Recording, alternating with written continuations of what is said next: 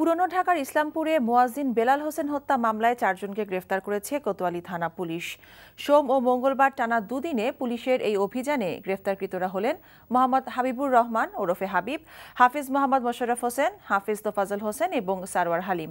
প্রাথমিক জিজ্ঞাসাবাদে আধিপত্য, টাকা লেনদেন সংক্রান্ত বিষয় এই হত্যাকাণ্ডের মূল উদ্দেশ্য বলে জানিয়েছে পুলিশ।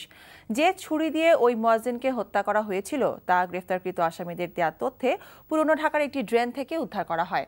আসামিদের রিমান্ডে নিয়ে জিজ্ঞাসাবাদ করলে আরও অনেক গুরুত্বপূর্ণ তথ্য বের হয়ে আসবে বলে জানিয়েছে পুলিশ।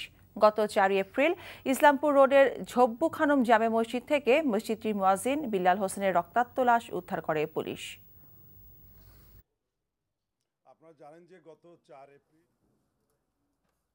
মূল আসামি যে হাবিব, তার বাড়ি কিন্তু নড়াইল থেকে তাকে আমরা গ্রেপ্তার করেছি। তার আগে আমরা ধরেছি আপনার মোশাররফকে ধরেছি নেত্রকোনার থেকে, তোফাজ্জলকে ধরেছি আমরা ক্যানিগঞ্জ থেকে। আমাদের কাছে তো অবশ্যই তারা স্বীকার করেছে, নাহলে আমরা ছুরি উদ্ধার করলাম কিভাবে? কারণ ঘটনার পরে তারা ওই মসজিদের স্টাফ, তারা যদি দুর্ঘটনা না ঘটায় তারা কেন সুমুটো পালিয়ে যাবে? তো এবং এর সাথে জড়িত হওয়ার অনেক বিষয় আছে।